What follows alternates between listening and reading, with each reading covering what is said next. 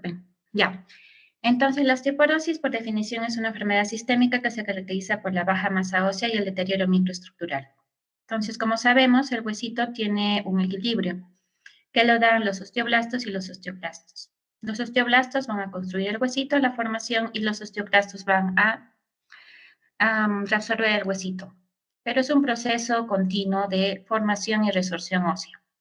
Cuando hay una pérdida de este equilibrio, es decir, cuando hay una disminución en la formación o un aumento de la resorción, es cuando hay una disminución de la resistencia y por lo tanto un aumento del riesgo de fracturas. En general, la osteoporosis es muy frecuente en pacientes posmenopáusica, en ancianos y en mujeres. En América Latina, en este estudio se vio una proyección entre el 2010 y el 2040 de el incremento de la prevalencia de osteoporosis en diferentes regiones. Y como ven, en nuestra región en Latinoamérica, en esta proyección vamos a tener un 2.5 de aumento de la prevalencia de osteoporosis en nuestros pacientes, tanto en varones como en mujeres. Mucho menos se ve en Europa y en Norteamérica. Entonces, al producirse un desequilibrio entre la resorción y la formación, va a haber una pérdida de la microestructura. Y eso tiene mucho vínculo con las hormonas, por eso es que es más en pacientes posmenopáusicos. Otra vez, disculpe.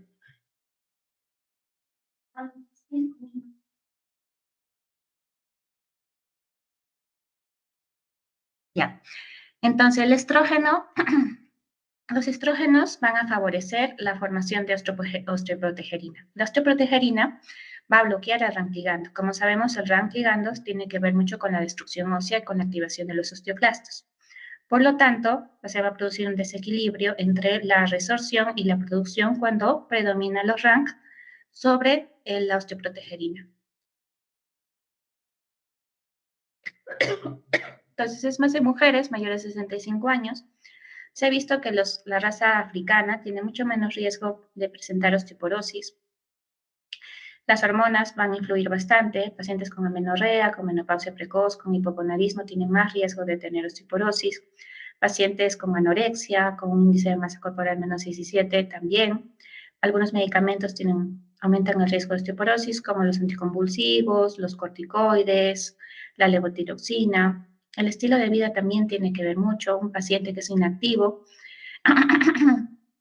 que no hace ejercicio físico, tiene más riesgo de ser osteoporosis. ¿Por qué? Porque el músculo tiene mucha relación con la formación del hueso. Si tenemos un buen musculito, vamos a tener un buen hueso. El tabaco y el alcohol también tienen una influencia en el huesito, por eso un aumento en el consumo del alcohol o el tabaquismo van a tener aumentar el riesgo de osteoporosis. En general se lo clasifica según etiología por primaria y secundaria. Primaria cuando tenemos la tipo 1, que es la posmenopáusica, y la tipo 2, la senil. En secundaria cuando está vinculada a alguna otra patología. Y en severidad vamos a ver osteopenia, osteoporosis o osteoporosis severa. La clasificación la vamos a ver más adelante. Dentro de las causas secundarias de osteoporosis, hemos encerrado las principales. Tenemos la diabetes mellitus, es muy frecuente, el hiperparatiroidismo, la insuficiencia de vitamina D, los síndromes de malabsorción o las enfermedades inflamatorias, la epilepsia y por de nuestras enfermedades, las enfermedades autoinmunes. En general, la osteoporosis es asintomática. Cuando la descubrimos, en una fractura. Puede haber dolor lumbar, dolor dorsal, también puede haber como hallazgo que el paciente haya perdido altura, una postura encorvada o puede haber dificultad para respirar. Entonces, si tenemos un paciente con antecedente de osteopenia y osteoporosis y tiene un dolor súbito, no tiene que ser muy intenso, pero un dolor a nivel dorsal, a nivel lumbar, tenemos que pensar que una posibilidad puede ser una fractura. La zona de más frecuente fractura es a nivel de la unión de la columna dorsal y la columna lumbar. En el diagnóstico es básico la densitometría ósea. ¿Qué es la densitometría ósea? Es una imagen que nos permite cuantificar la cantidad de masa que tenemos de huesito. Y la densitometría ósea va a evaluar dos cosas, cadera y columna. En el caso de la cadera, es importante la valoración del cuello femoral y la zona de menor masa, que es el triángulo de Ward, Doctora, el una es un cosa. cuadradito. No sé si ¿Aló? es en pantalla, pero no se cambia la positiva. ¿Aló? ¿Qué me dijeron? No se escuchó. Doctora, no sé si es mi pantalla, pero me cambia la diapositiva. ¿No, no le cambia las diapositivas? ¿Solo a ti o a los demás? Sí, doctora, no Que estaban todo pasando esto. las diapositivas. A ver.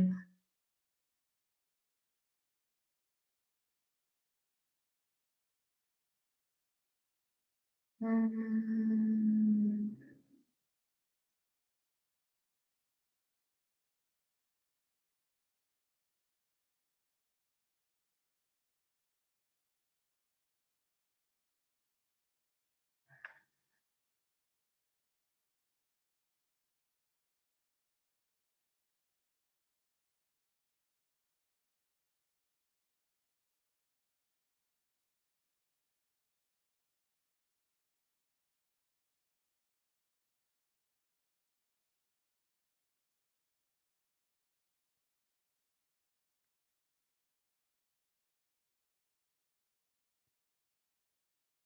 Ahora,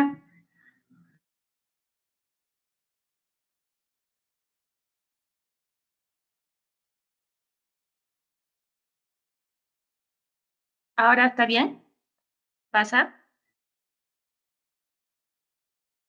Ahora sí, doctora. Gracias.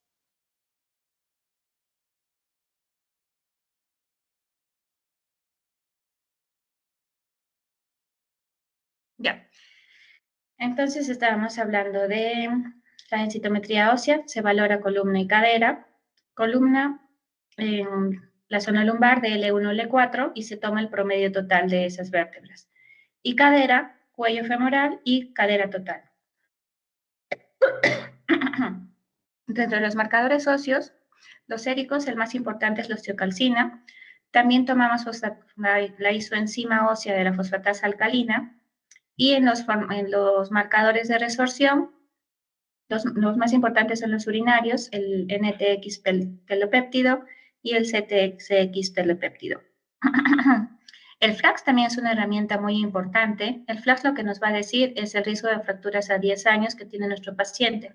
Entonces se responde este cuestionario que ven ahí en la pantalla y se calcula, se pone en este cuadradito la densidad mineral ósea del cuello y va a dar un resultado. Si tenemos un riesgo de fractura para fractura total más de 20 o para cadera más de 3, tenemos un riesgo alto de fracturas a 10 años y eso implica el inicio de un tratamiento como si fuera ya una osteoporosis en la densitometría.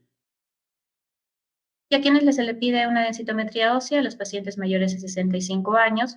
Hay otras guías que incluyen a los varones, a todos los varones y mujeres mayores de 65 y algunas guías incluyen solo mujeres mayores de 65 y varones mayores de 70 años. Y en el caso de que sea menor de 65 años, debería tener un riesgo de fracturas a 10 años importante, como decimos, más de 3, más de 20. Entonces, ¿cuál es la clasificación en la interpretación? Si tenemos en un rango de -1 hacia abajo, normal. Entre -1 y -2.5 hablamos de osteopenia. Y menor a -2.5 hablamos de osteoporosis. Y hablamos de osteoporosis severa cuando tenemos, además de -2.5, una fractura, una o más fracturas. Es en el caso del T. Usamos el T-score en el caso de mujeres posmenopáusicas o varones mayores de 50 años. Y vamos a usar el Z-score en pacientes mujeres premenopáusicas, pacientes varones premenopáusicos, y en esos consideramos un Z-score anormal cuando sea menor de 2 desviaciones estándar. Entonces, acá no vamos a hablar de osteoporosis, salvo que haya una fractura. Cuando usamos el Z, hablamos de baja masa ósea. o baja densidad ósea, baja masa para la edad, pero no propiamente de osteopenia, y osteoporosis solo si hubiera fracturas. Listo. Entonces, mayor de 65 años, mujer, varón, tenemos que hacer una densitometría ósea, o si tienen ciertos factores de riesgo en el FRAX que nos hablan de que pueda tener una osteopenia o una osteoporosis. ¿Ya? Tienen que preguntar bastantes, no solo sobre los medicamentos que toman, las enfermedades que tienen, sino también sobre sus papás. Si su papá, su mamá tuvo una fractura, también ese es un factor de riesgo. Y también se pueden indicar radiografías. ¿En quiénes indicamos radiografías? En pacientes mujeres mayores de 70 años o varones mayores de 80 años, o cuando haya una diferencia en la altura de más de 4 centímetros.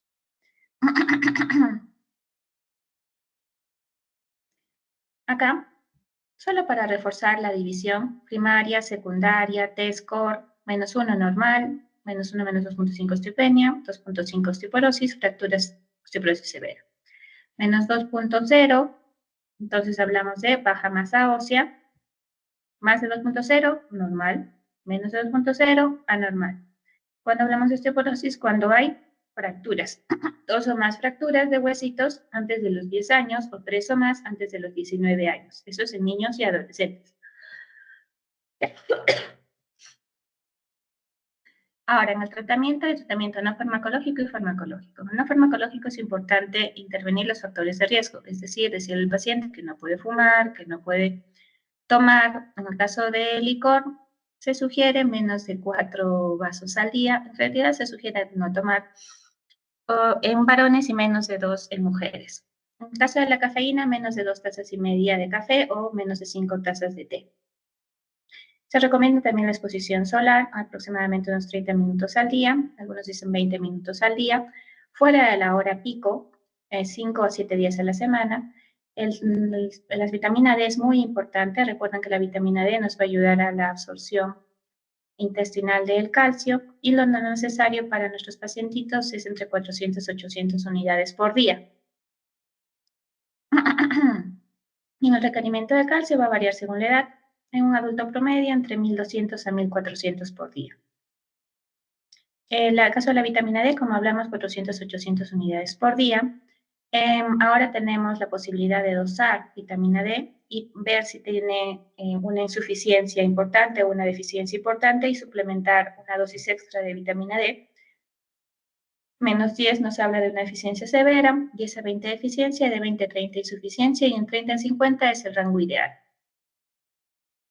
Y en el no farmacológico, tenemos que decidir si ponemos o no un antirresortivo o un osteoformador. Entonces, para lograr otra vez el equilibrio del hueso, tenemos o que bajar la destrucción o aumentar la construcción. Y eso es lo que se hace con estos tratamientos. Los antirresortivos van a disminuir la destrucción ósea, o sea, van a actuar sobre los osteoclastos. Y los anabólicos actuarán sobre los osteoblastos. Entonces, si tenemos un riesgo muy alto de fracturas, vamos a empezar tratamiento.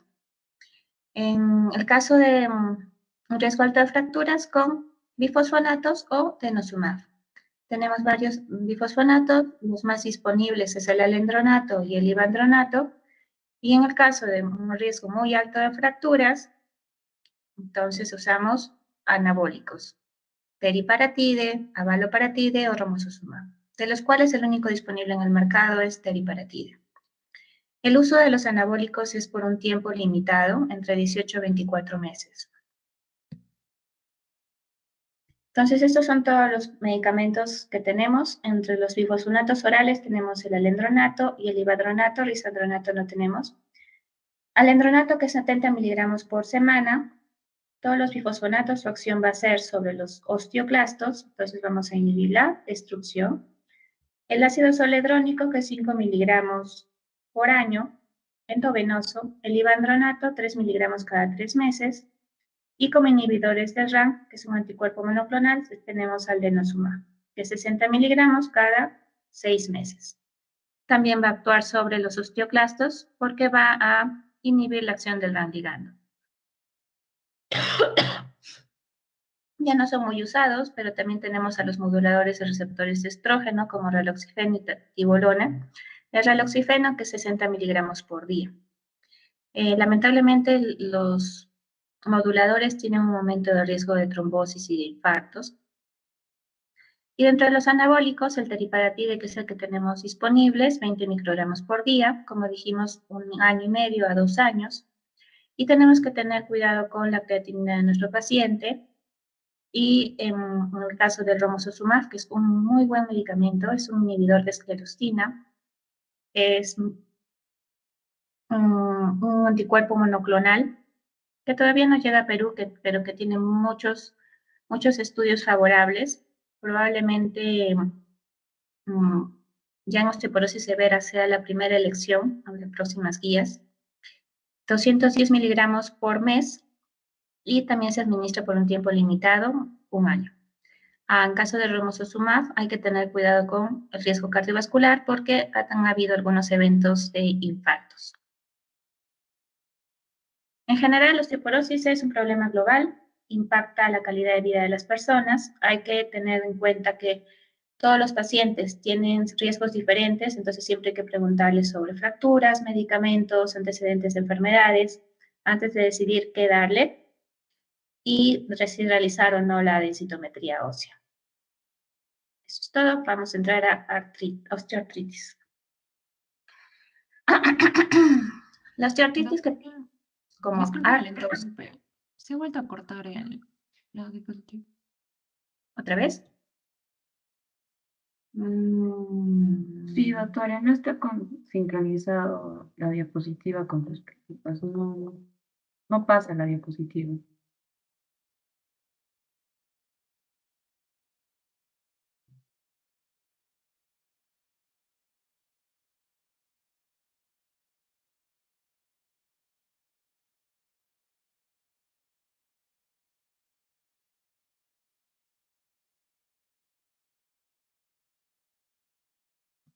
Ahora.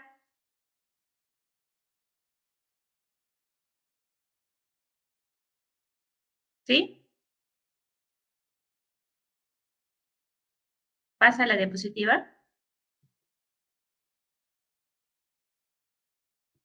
Sí, ahora sí. Sí, doctora. Ya. Entonces, la osteoartritis, que también la conocemos como artrosis, es una enfermedad articular muy frecuente que se caracteriza por la degeneración progresiva del cartílago articular. Puede haber cambios también en el huesito, en la membrana sinovial y en el tejido alrededor. Es una enfermedad muy frecuente. En los estudios de cohorte de prevalencias se ha visto que se presenta incluso en pacientes de 20, 30 años. La edad promedio de presentación es entre los 50 y 65 años de edad de inicio. Y en mujeres, por ejemplo, en este estudio, en esta cohorte china, se vio una prevalencia de 47% de osteoartritis de manos en mujeres y en varones 44%. Y en Estados Unidos, igual una edad semejante, 58 años, un 44% en mujeres y 37% en varones. Entonces es una prevalencia relativamente similar. En estudios latinoamericanos tenemos Ecuador y México. En el caso de Ecuador, en artrosis de rodilla, hubo una prevalencia total de 7.4%. Es un estudio poblacional, no es una cohorte. Y en mujeres fue más prevalente con 9.3%, igual en el estudio mexicano, el total de 19.6%, pero con mayor prevalencia en mujeres de 24.2%. En el estudio COPCOR de Perú, de 1.000 pacientes, tuvo una prevalencia global de 1.55. Entonces, epidemiológicamente la artrosis, como pueden ver, es muy frecuente también en Perú. Es mucho más frecuente en países que tienen mayor desarrollo, digamos.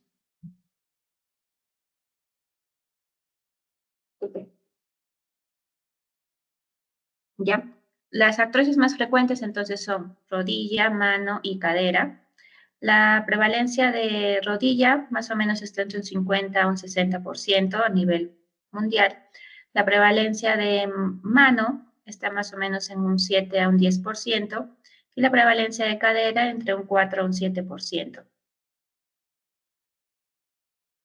Entonces, normalmente tenemos un cartílago que está formado por condrocitos, tenemos nuestro hueso subcondral y acá están los osteocitos.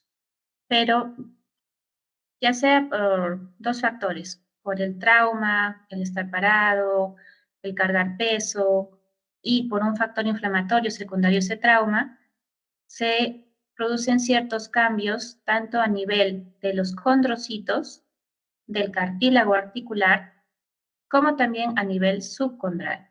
Hay una remodelación del hueso subcondral. Entonces, en la imagen de la izquierda estamos viendo una osteoartritis temprana. Hay un aumento del remodelado y con la progresión de la enfermedad se pierden los proteoglicanos, se pierden estas fibritas de la matriz del cartílago y eso facilita que haya lesiones en esta región subcondral, exponiendo a un cartílago picado y exponiendo el hueso subcondral. Y eso nos lleva finalmente a una etapa avanzada de la artrosis con una vascularización mayor y una inervación del cartílago calcificado. Hay una disrupción de los osteocitos, ya todo esto está alterado. Entonces, no solo es el factor traumático, sino que este factor traumático va a llevar al aumento de citoquinas proinflamatorias, y estas citoquinas proinflamatorias van a facilitar la degradación de matriz, las enzimas que degradan la matriz, el daño del cartílago y el daño de los tejidos alrededor del cartílago, del menisco, de los ligamentos, facilitan una sinovitis. Es por eso que ya no se llama solo artrosis, sino osteoartritis, porque se ha encontrado que también hay un factor inflamatorio dentro de la lesión. Bueno, se divide como primaria y primaria idiopática, secundaria algo, ¿no? Alguna patología. Y el dolor generalmente es un dolor mecánico, se puede acompañar de rigidez, de corto tiempo y crepitación. Puede haber dolor a la palpación de la interlínea, puede haber a veces un poquito de efusión de líquido y puede haber alteración del rango también cuando es más avanzada. En este estudio de examen físico y radiográfico de características predominantes en artrosis de cadera y de artrosis de rodilla, se vio que lo más significativo era dolor de rodilla más osteofitos, con una probabilidad de 11.9, y a nivel de cadera, osteofitos acetabulares y femorales, y osteofitos con dolor de cadera, igual con una probabilidad de 8.9 los dos. La osteoartritis también tiene criterios de clasificación. En el caso de rodilla, tiene que haber dolor en rodilla y al menos uno de estos 5. Más de 50 años, rigidez menos de 30 minutos, crepitación, dolor a la palpación, un engrosamiento de la rodilla, que no haya calor y una velocidad menos de 40, factor reumatoideo negativo, un líquido sinovial compatible. También se ha propuesto un criterio de clasificación para etapas tempranas de artrosis de rodilla, que incluyen un dolor de al menos 2 episodios de más de 10 días en el último año, un Kellgren, que ahorita vamos a verlo, de grado 0, 1 o 2. En el caso de 2, solo pueden haber osteofitos, no reducción de espacio, con uno de los siguientes. Puede ser una artroscopía con una alteración de los compartimientos o una resonancia magnética con una disminución del grosor del cartílago, alteraciones meniscales o alteraciones del hueso subcondral, ¿no? Cuando hay edema óseo, por ejemplo, entonces es un signo que podría haber una alteración pronta. Entonces, estas son las clasificaciones que usamos en artrosis de cadera y artrosis de rodilla. En rodilla, el Kellgren y Lawrence, y en cadera, Tonis. Básicamente, lo que se valora es espacio articular y osteofitos. Normal, radiografía normal es 0, 1, dudoso, puede haber o no estrechamiento y puede haber o no osteofitos. 2, ya hay osteofitos, son pequeños pero ya hay osteofitos y posiblemente hay estrechamiento. Moderado, ya están los dos. Hay estrechamiento, los osteofitos son grandes y hay un poco de esclerosis. Y en severo, todo es mayor. Mayor estrechamiento, grandes osteofitos, mayor esclerosis y ya vemos deformidad de los socios. ¿Ya? Hay una angulación de la articulación. En la clasificación de Tonis, que es de cadera, 0, no hay artrosis. 1, hay una leve disminución del espacio más esclerosis subcondral. 2, además, hay también quistes subcondrales. Y 3, ya es todo avanzado. Ya hay un contacto hueso-hueso, hay una disminución significativa del espacio, ya hay varios osteofitos. En el tratamiento en general, como saben, no hay una cura para la artrosis. Básicamente lo que hacemos es tratar de manejar el dolor. Las medidas no farmacológicas son muy importantes en el manejo. Es decir, decirle al paciente, de acuerdo a la articulación que esté comprometida, qué restricciones tiene. Definitivamente en cadera y rodilla tienen que bajar de peso, hay que evitar las escaleras, evitar estar mucho tiempo parado. El ejercicio físico tiene mucha evidencia, el ejercicio de estiramientos, el ejercicio aeróbico, los ejercicios isométricos o una combinación de los mismos. El yoga y el tai chi también tienen bastante evidencia. Los AINES, tanto los AINES orales como los AINES tópicos. Y después se puede pasar también opioides, ¿no? Tramadol u otros opioides. Duloxetina tienes algunos estudios, ácido hialurónico también, glucocorticoides también, sobre todo en fases agudas. En el caso de mano, hay estudios con glucocorticoides, con infiltración. El problema con infiltrar corticoides en mano es que uno es doloroso y el alivio suele ser temporal. Se han estudiado otros fármacos para artrosis de manos, como hidroxicloroquina y metrotexate, pero ninguno ha demostrado tener efecto. No han mejorado la progresión. Hay un último estudio del año pasado acerca de metrotexate subcutáneo, que hubo una mejoría relativa del dolor.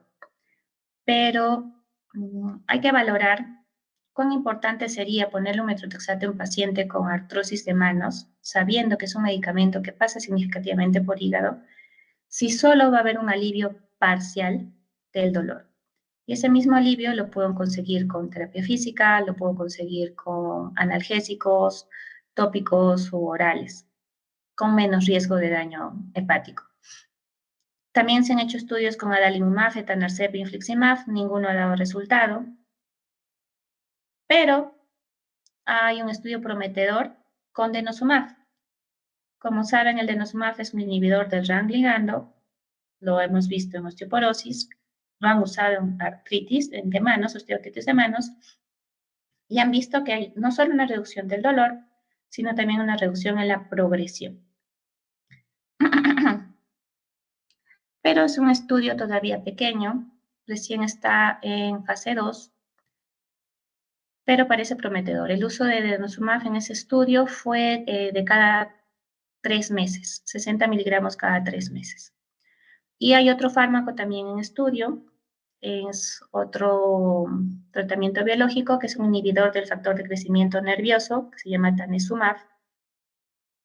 También parece que podría resultar, pero todavía no ha salido al mercado, también en fase 2.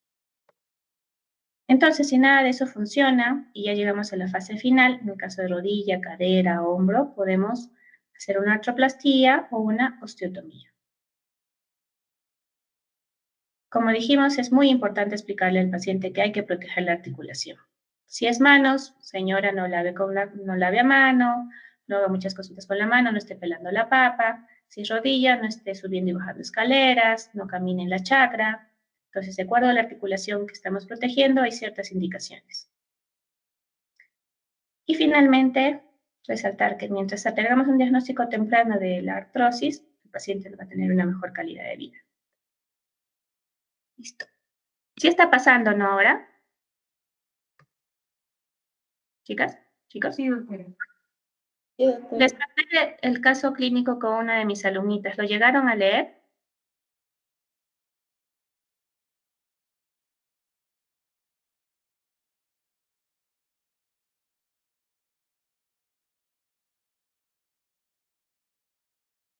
¿Aló?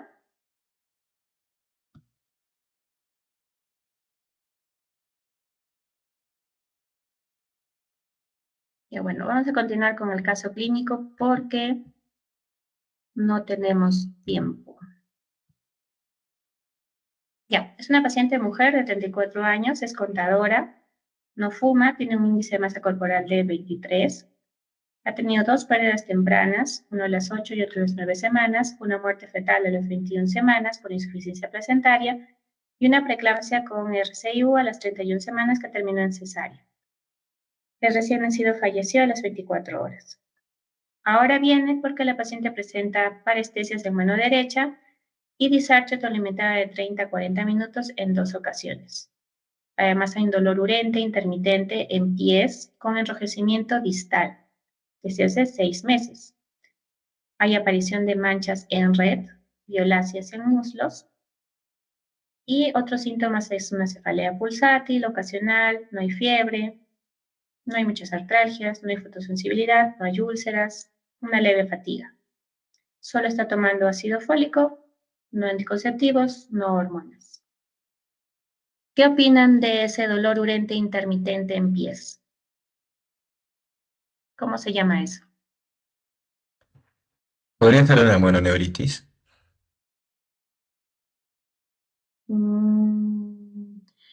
Es en los 2 pies y se está acompañando de enrojecimiento distal. Trombosis, doctora. No. ¿Y qué opinan de la aparición de manchas en red? ¿Qué es eso? Pueden responder quien ¿Lívido? sea, porque no estoy viendo. No estoy viendo quién responde. Lívido. ¿Qué tipo de lívido es? ¿El lívido reticularis? Es el más frecuente en lívido reticularis, sí, sobre todo en muslos. Entonces, tiene una presión de 118/72, una frecuencia de 82, pero cuando la examinamos es una lívido racemosa. ¿Cuál es la diferencia? Camila, ¿estás ahí?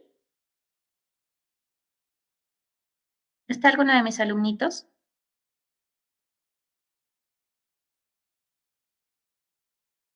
Parece que no. ¿Alguien sabe la diferencia entre lívido racemosa y lívido reticularis?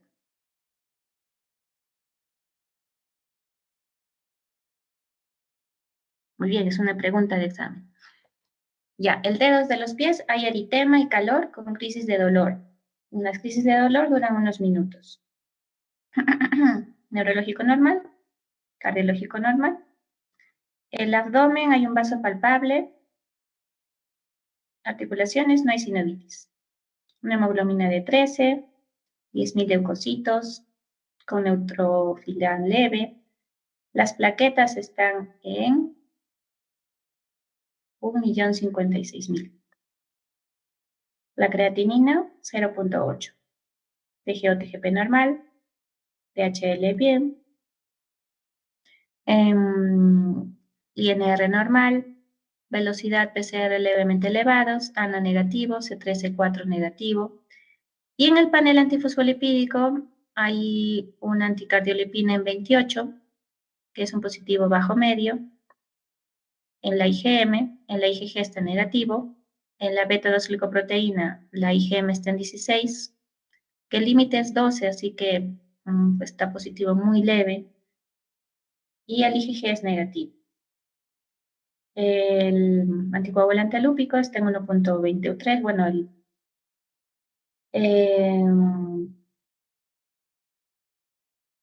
es una prueba confirmatoria para el anticoagulante lúpico, está al borde, que es hasta 1.2, está en 1.23. Y le pidieron también factor 5 de Leiden, que es negativo, protrombina, que es negativo, y para proteína C y proteína S, ditrombina, normal. Dímero D, normal. Decodoppler de miembros inferiores, normal. Pero en la resonancia se ven 2 infartos corticales pequeños. El decodoppler carotidio, normal. El ecocardio, normal. La ecografía solo verifica lo que hallamos en abdomen, una esplenomegalia. Entonces, tenemos un contexto obstétrico con abortos, con insuficiencia placentaria, hay infartos isquémicos, hay líbedo. Entonces, una posibilidad era un síndrome antifosfolípico. ¿Pero qué les llama la atención, chicos?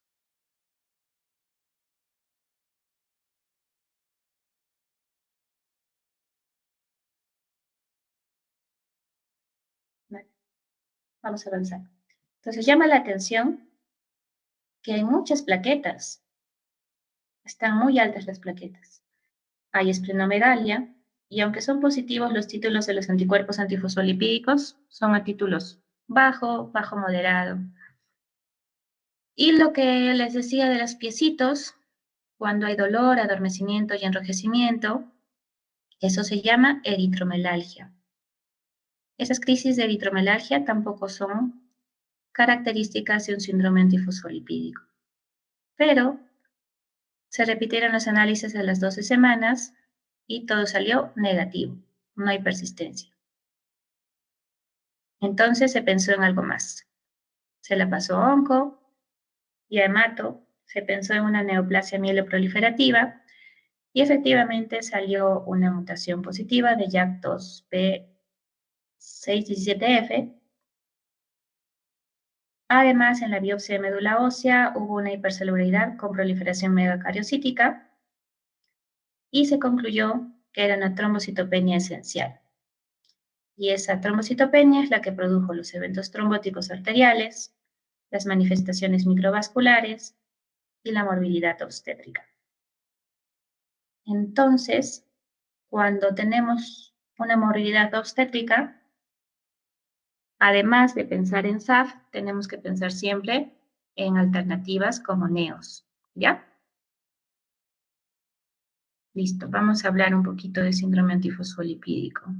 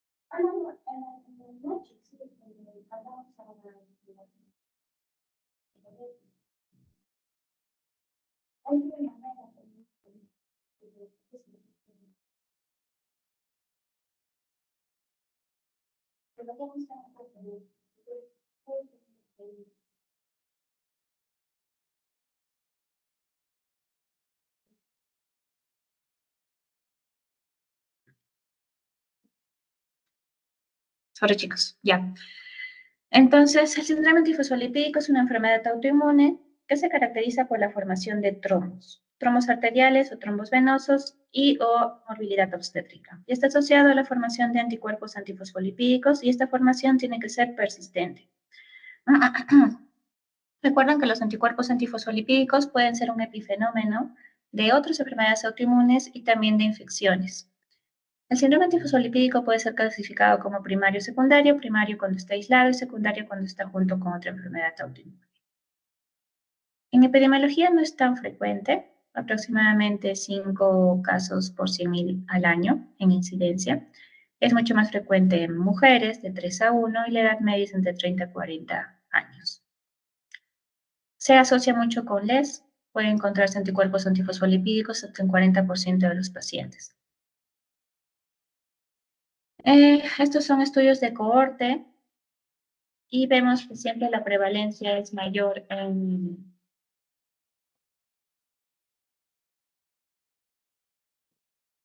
disculpen.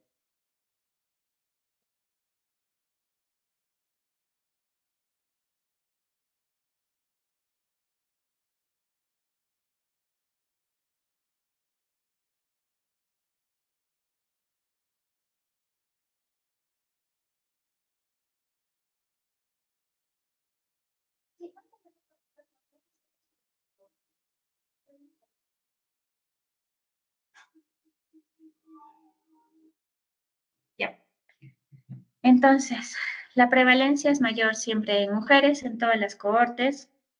Por ejemplo, en ONSTEP va casi el 82%, y la edad media es, como habíamos visto, entre 40 y 50 años.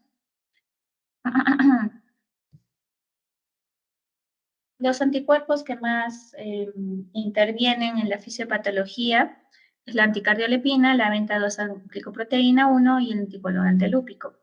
Entonces, estos anticuerpos se van a formar contra proteínas unidas a fosfolípidos. Y se van a producir dos fenómenos. Uno, que el anticuerpo se va a unir al endotelio. Esta unión va a causar que el endotelio se vuelva más adhesivo y atraiga más plaquetas y active más plaquetas. Y esa activación plaquetaria y esa disfunción endotelial va a llevar a un fenómeno inflamatorio que origina, uno, una formación de un coágulo inicial, y dos, la activación del complemento como segundo golpe. Y cuando ya se activa el complemento, va a haber mayor disfunción endotelial y mayor formación de trombo. Entonces, fundamentalmente son trombosis venosas profundas, embolias pulmonares, trombosis arteriales, hay pérdidas recurrentes, RCIU y preeclampsia. En las manifestaciones menos frecuentes tenemos el lívido, tenemos lívidos reticulares, que es el primero, es un lívido, la malla de lívidos reticulares es una malla regular, simétrica, y es una malla que cede con el calor, ¿ya? También se puede acompañar de trombocitopenia leve moderada, hay lesiones valvulares cardíacas, y se puede producir un síndrome de Snedo. El síndrome de Snedo es una lívido racemosa. La lívido racemosa, a diferencia de la lívido reticulares, es una lívido asimétrica, irregular, que no cede con el calor, ¿ya?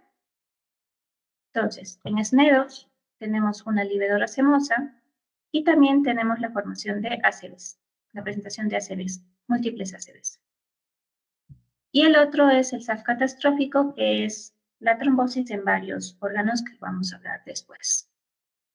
Los criterios clásicos de clasificación son los criterios de Sidney del 2006, donde teníamos que tener un criterio clínico, trombosis vasculares, arterial venosa o morbilidad obstétrica, muerte fetal inexplicada, preeclampsia, RCIU o más de 3 pérdidas menos de 10 semanas. Más un criterio laboratorial, que son los 3 principales. Los títulos eran medios a altos y tenían que estar verificadas a las 12 semanas. Ahora han salido nuevos criterios, los criterios del 2023. ¿Por qué es importante que estos nuevos criterios? Porque se van a añadir nuevas características del síndrome. No solo vamos a hablar de trombos venosos y arteriales, de la morbilidad obstétrica, sino también que incluyen alteraciones microvasculares. ¿Cómo qué? Como la lívido. La lívido racemosa, la vasculopatía libeloide, nefropatía por anticuerpos antifosfolipídicos, hemorragia pulmonar, que antes no estaba incluida. Ahora hablamos de un compromiso microvascular. Y en lo obstétrico, además de los 3 abortos menos de 10 semanas, o la muerte fetal menos de 16 semanas, la muerte fetal entre 16 y 34 semanas, sin preeclampsia o insuficiencia placentaria, se habla solo de eso, de preeclampsia o insuficiencia placentaria. Si hay solo insuficiencia placentaria, que antes no se consideraba, la insuficiencia placentaria severa, ya tenemos 3 puntos. Y además también habla del compromiso cardíaco, tanto de vegetaciones como de engrosamientos. Y del compromiso hematológico, trombocitopenia. Cuando tenemos una trombocitopenia entre 20 a 130.000, también va a dar un puntaje. Y los anticuerpos de siempre siguen siendo considerados a títulos moderados o altos. Entonces, el criterio de entrada es que tiene que haber un criterio clínico y un criterio laboratorial.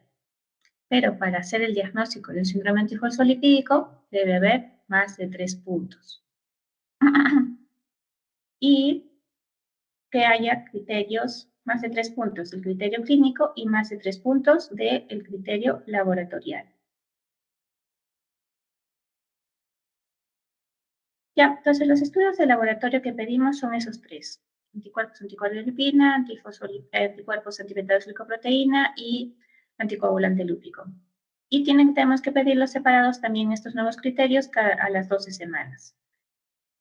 También podemos pedir un panel antifosfolipídico. Hay anticuerpos que se forman contra otras moléculas, por ejemplo, la fosfatidilcerina, que también se ha visto involucrado en la formación de trombosis, pero todavía no se encuentra dentro de los criterios de clasificación. Ten en cuenta también que estos anticuerpos se pueden formar, como estábamos diciendo, en infecciones, pueden formarse también por fármacos y en estados posttrombóticos. Por ejemplo, que han sido operados, también podemos tener estos anticuerpos a títulos bajos. Entonces, el diagnóstico diferencial es lo que vimos. Trombofilias hereditarias, factor 5 de Leiden, de proteína C, S, u otras coagulopatías adquiridas. Y también tenemos que pensar cuando hay cuando hay abortos a repetición, que hay otras causas. Hay causas endocrinológicas, genéticas, anatómicas, que no todo puede ser SAP. El tratamiento es anticoagular.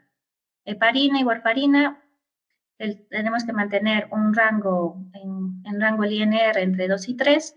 Si hay recurrencias, lo mantenemos entre 3 a 4. Tenemos que evitar los nuevos anticoagulantes, los DOACs, por ejemplo, la Pixaban, porque se ha visto que no tienen tanta eficacia comparado con la warfarina, sobre todo si hay eventos de trombosis arterial o trombosis a repetición. Entonces es preferible usar heparina o warfarina antes de los nuevos DOACs, especialmente si hay factores de alto riesgo, ¿ya? En prevención obstétrica usamos aspirina y enoxaparina durante el embarazo. Y en el SAF catastrófico, que es la presencia de trombos en más de 3 órganos, usamos además de la anticoagulación, corticoides, plasmaféresis e inmunoglobulinas. El pronóstico en realidad es peor si hay 2 eventos en la presentación inicial y si hay anemia hemolítica. Siempre hay que seguir al paciente, nosotros no solos, obstetricia, hematología y reumato, y como habíamos dicho, la triple positividad es de alto riesgo. Entonces, la SAF, pensar cuando hay trombosis o trombosis a repetición y complicaciones obstétricas, preeclampsia severa, abortos múltiples. Y recuerden siempre correlacionar la clínica con los análisis. Eso es todo.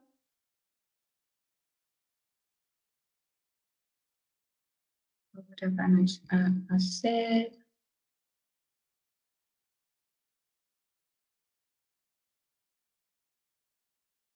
Este es corto, es sobre enfermedad de Still del adulto. Entonces, es un trastorno inflamatorio sistémico raro. Sus características es fiebre alta, elevada, persistente, un exantema evanescente, artritis, leucocitosis, que también puede haber trombocitosis. Es rara. Su incidencia aproximada es de 0.1 a 0.4 por 100.000 por año. Tenemos 2 picos de edades, entre 15 a 25 y entre 36 a 45. Y en los 2 sexos es similar. Hicieron en Japón un estudio epidemiológico de enfermedad de Still del adulto y encontraron una prevalencia de 3.9 por 100.000. La etiopatogenia en general es desconocida, hay una interacción genética como en todas las enfermedades autoinmunes y hay varios desencadenantes que generalmente son infecciosos, radiación, y estos desencadenantes lo que van a hacer es una activación macrofágica.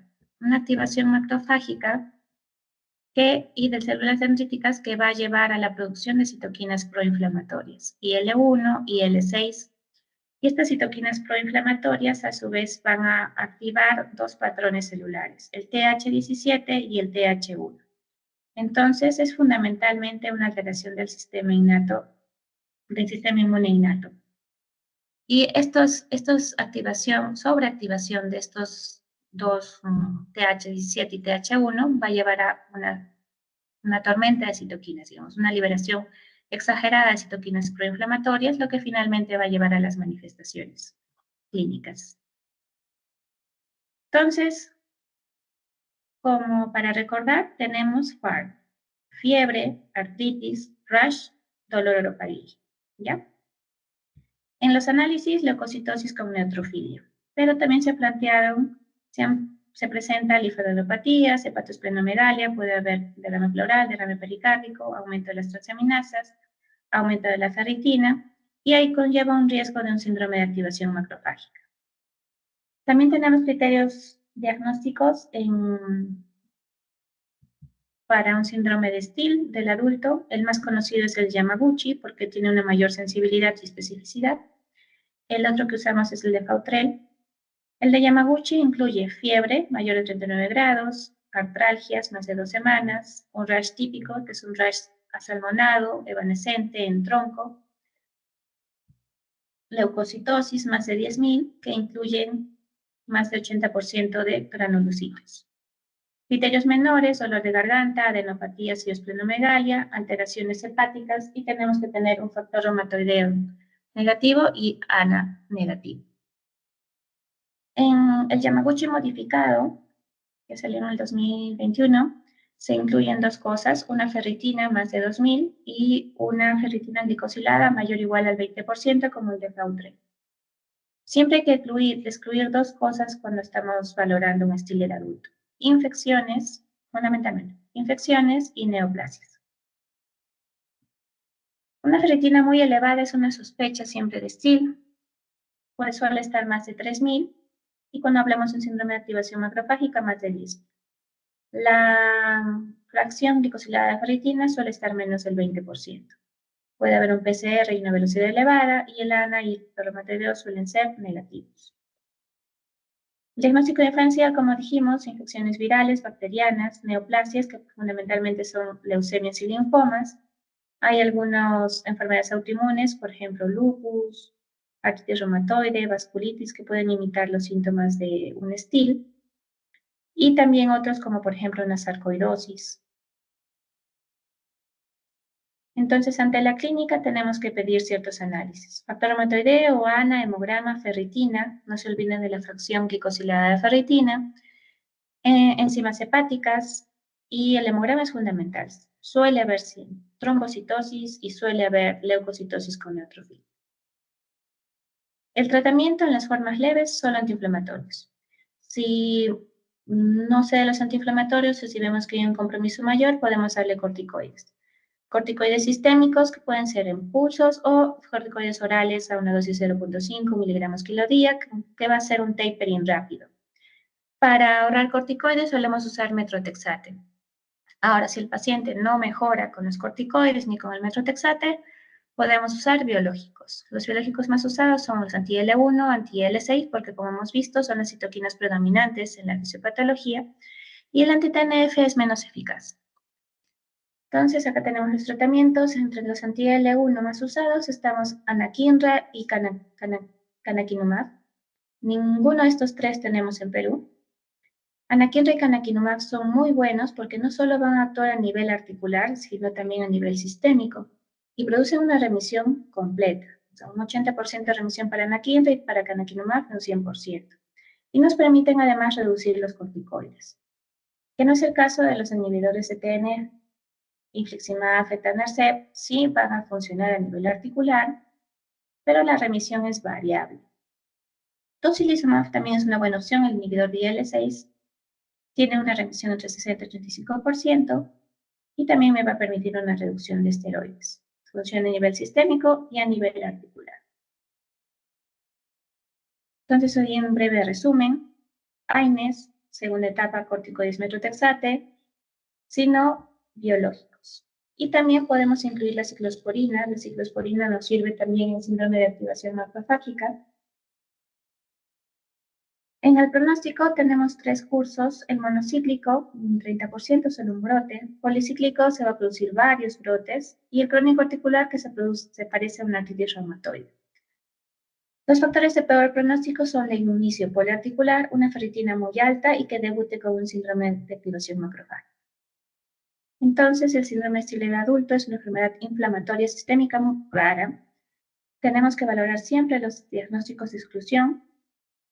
Y nos apoyamos en algunos análisis, PCR, velocidad ferritina y la fracción glicosilada de la ferritina. El tratamiento, esteroides, el agrador de esteroides preferido, el metrotexate, y si no funciona, biológicos. Listo, chicos. Eso es todo. ¿Tienen alguna pregunta?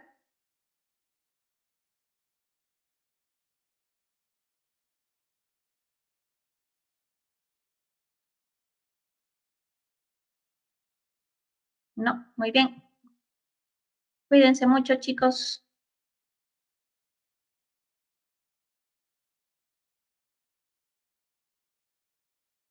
Gracias, doctora. Hasta luego.